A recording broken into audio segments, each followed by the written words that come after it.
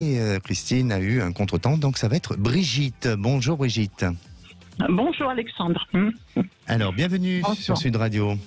Merci de m'avoir appelé. Bon, et quel sujet vous souhaitez évoquer? Alors, au sujet de ma fille. Oui. Dites-nous en plus. Bon, j'ai des rapports avec elle assez distants. Oui. Si je vais pas vers elle pour lui demander des nouvelles ou autre, voilà, j'en ai pas souvent. Ou sinon, elle me répond par message. Quand j'appelle, elle me répond pas forcément, mais c'est uniquement par message.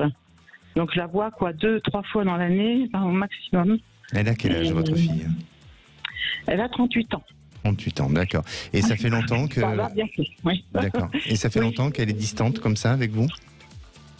Eh ben, disons que moi, je m'en suis pas vraiment aperçue. Parce que je l'ai élevée seule. Ben, disons que l'adolescence n'a pas été terrible. Et du coup, comme j'étais seule avec elle pour l'élever, j'étais entre le travail et tout ça, j'étais quand même, je m'en suis occupée, mais j'étais très, pas forcément disponible peut-être. Et puis moi, j'avoue franchement que j'ai du mal à dire les choses, en fait. C'est-à-dire, vous avez du mal à dire les choses, à exprimer vos sentiments ou à dire ce qui ne vous plaît pas dans la relation familiale?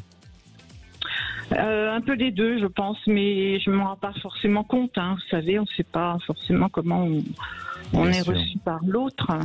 Et là, je prends conscience quand même de pas mal de choses actuellement.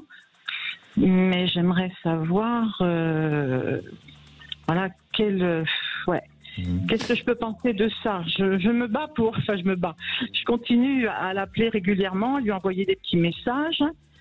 Pas l'appeler au téléphone parce qu'elle répond pas de toute façon, et je lui envoie des petits messages, coucou, comment ça va, etc. Mais ça reste très distant. Voilà. Oui. Il y a une distance géographique au-delà de la distance relationnelle. Est-ce que vous avez une distance géographique ensemble? Non, on est à 30 km l'une de l'autre. D'accord, c'est assez proche. Et le papa de votre fille, quel est le lien que vous avez avec lui, ou durant l'éducation avec votre fille, comment ça s'est passé avec son père? Aucun en fait. Oui. Quand on s'est quitté, il s'en est occupé, mais sans m'en parler. Enfin, ça n'a jamais été en... De toute façon, il communiquait très très très peu.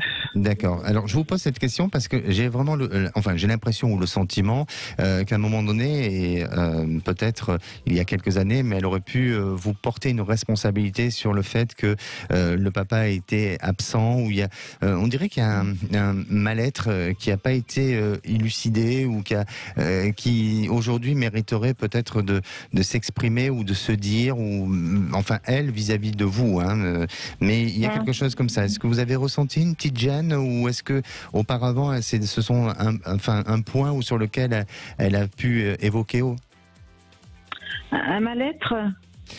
Oui, ou comme si elle vous avait porté une responsabilité de cette absence parentale du côté paternel? Non, peut-être pas. Une responsabilité, moi c'est moi quand même qui ai décidé. Ça a été brutal, et c'est moi qui ai décidé de couper les liens.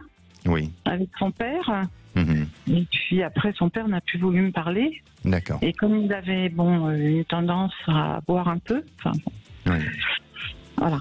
Voilà, alors c'est pour ça, pardonnez-moi de parler d'un sujet peut-être sensible, mais je sens qu'aujourd'hui, malheureusement, vous payez un peu ces conséquences-là liées à un problème de gestion, de mauvaise gestion du papa, ou en tous les cas de la relation que vous avez vécue avec son père, et qui a sûrement fait un petit peu souffrir votre fille. Alors je vous dis pas ça pour vous rendre responsable, pas du tout, bien entendu, parce que vous avez été parent et vous avez fait votre maximum, mais je sens que voilà, il y a eu cette fragilité, il y a eu cette difficulté qui semble ressortir, et c'est pour ça qu'elle reste un petit peu distante envers vous.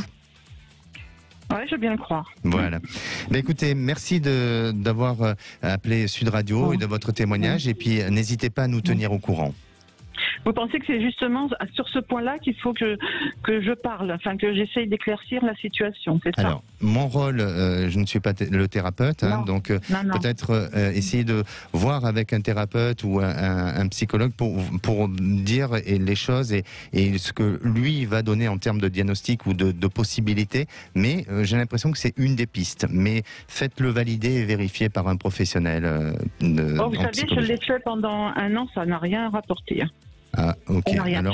Alors, mais peut-être qu'il faut choisir la bonne personne qui pourra bien vous aiguiller. Je veux pas dire que la personne pour laquelle vous avez été n'a pas été compétente, mais en attendant, c'est le conseil. Si je dois vous donner un conseil, c'est sur celui-là, et je peux pas moi vous conseiller directement de faire comme ça. Mais c'est une des pistes sur lesquelles ça pourra permettre de rétablir un peu les choses. Écoutez, je vous souhaite une bonne continuation, Brigitte, et puis n'hésitez pas à nous tenir au courant.